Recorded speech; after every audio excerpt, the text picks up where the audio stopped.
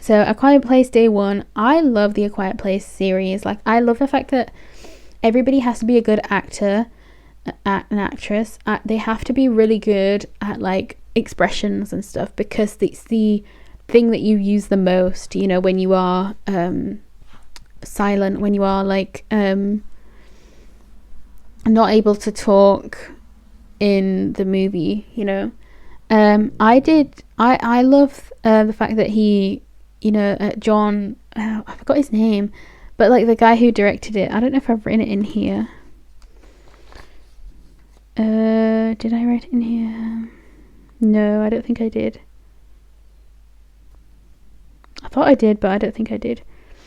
And I think his name is John something though, but he did an amazing job of like creating this world, because I think if this is the last one, it would make sense, because they kind of brought it to unless they're going to go back to the future again with a different family or different person, because they could honestly follow what's his name, they could follow Eric, right? I think his name's Eric. Yeah, Eric. Joseph Quinn's character. I think they could follow him, but also like the guy. Wait, I'm just gonna go through this. So I knew that this movie was going to be very quiet in parts, and it makes it so much more tense. But it's always the best actors chosen for these movies. Yeah, so I've just said that. Lupita Nyong'o, I don't know how you say her name. She was amazing. Like, she was so amazing in this role. Like her attitude from the start when she was talking to Alex Wolff's character. It was just so amazing to see her acting with him. Like, you could see the chemistry they had, like him being the nurse and then her being like somebody in the I don't know if they were like an old people's like hospital kind of place or what they were, but like she was obviously living in this place, and it was just like it was kind of really cool to see the fact that like her and Alex, like the chemistry they had was really cool.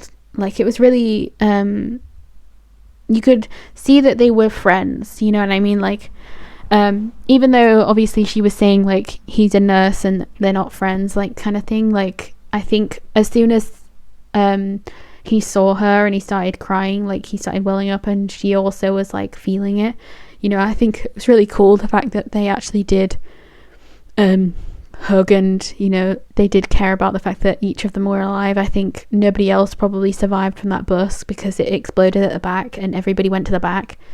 I'm surprised that cat stayed alive though. Frodo, that cat was really just surviving. Like, that was crazy. And I know that it was acted by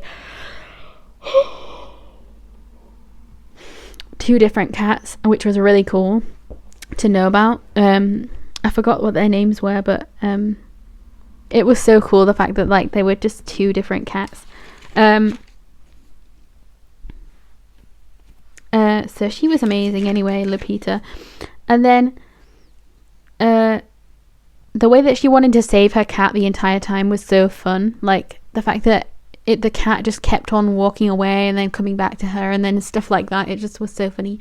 And then when the cat came up to Eric when he came out of that water, I was looking at him like, who the hell is that? Because I know who that is. But in the trailer, I did not know that was him. Like, I did not know it was Alex Wolff, and I did not know it was him in the trailer. Like, I only ever saw her and the cat in the trailer, I'm pretty sure. Like, I did not recognize anybody, you know what I mean? Like, it did not look like it was going to be Eric. It did not look like it was going to be Joseph Quinn, and it's not because I remember him from like Stranger Things with the long hair. It's literally just because it did not look like him. Like, in the angles I got of him, I think he was like wearing the glasses still, and I was just so confused who he was. I think he was wearing glasses, wasn't he? I can't remember, but he just did not look like himself. But I really did not expect the girl, I think her name's Sam, right? But I did not expect her to die in the end. Like, I really was so shocked that she actually died.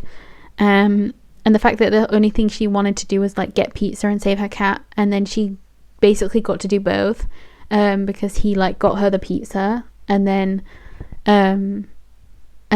like, you know, she gave Frodo to him, and then like told him to go.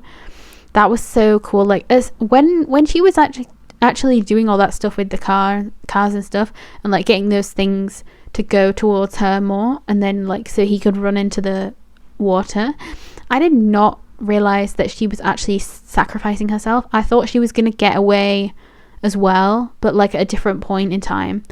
I really did not expect her to sacrifice herself and like stay there, but at the same time it makes sense because she thought she probably would die soon anyway. Like she's had like a countdown, hasn't she? So it makes more sense. And then at the end, obviously, she like puts the music off on the speaker instead of like in her earphones, and then she just, I guess, dies off screen, which is actually a good idea, like, because I didn't really want to see her die. But I did love the ending with like Eric and Frodo getting away. I really was scared that Frodo was going to die at any point though, because just the way he was just like walking about so randomly, it was just so funny. Alex Wolff did such a good job. Like the role, Alex Wolff and Joseph Quinn did amazing in the roles they had. We did not see Alex Wolff for too long, but he did amazing. Like every emotion that I could feel from him, like that he was trying to convey, he really got me, you know what I mean? Like both of them really attacked me. The fact that like Joseph Quinn's character Eric, he really did keep on getting like those anxiety attacks.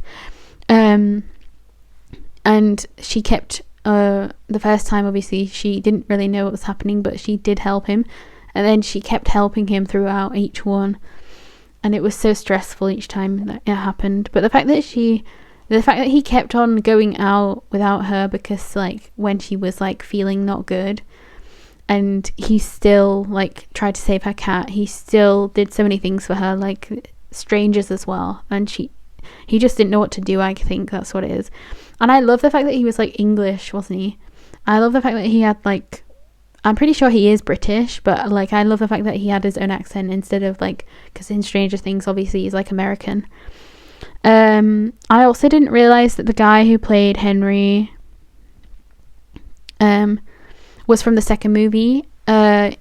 He was on the island they got to. I think it was, who was it? It was the guy, the like older guy who they meet up with, who the three meet up with, and then I think it was the deaf girl that went with him to find like anywhere they could go, because they had because the mum had the baby, like Emily Blunt, right?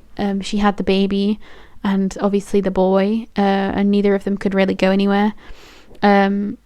So I think that the biggest thing with that was he was a tie-in. I did not realise at the start when we saw that guy, when we saw Henry, when we saw Digimon Hunzu, I did not realise that it was him. You know, I did not realise they were from the same, like he was from the other one, because I've completely forgotten, like it's been so long that I didn't realise, you know, small characters like that. But he was like the one that talked to them when they got to the island, and like he was but obviously that island gets like taken over and stuff when they get there, kind of thing, because they manage to get on the boats. So I think what happens is they're seeing them getting on this boat right now, so they're gonna find boats at some point and try and get over there, you know, at some point. Like they're gonna learn, you know what I mean, to get over the water by doing what humans do. Obviously it's not right now, but like that's what's going to happen. So I'm assuming in the last part it's them going to that island where it's safe, you know what I mean? Like I think that's what's actually going on right now, which is so cool. Like they tied it in so well with the second movie, with like the, you know, with just tying it all together, I guess.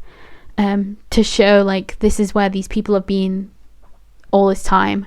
Like they got away not quickly, but like relatively early on in this whole thing, you know, whereas the other family was on that house for so long, and then also like the dad died and all that stuff, you know. Like I think that he did such a good job of writing this show, or whoever helped write this show, like I mean this movie, this like sequence of movies, so good.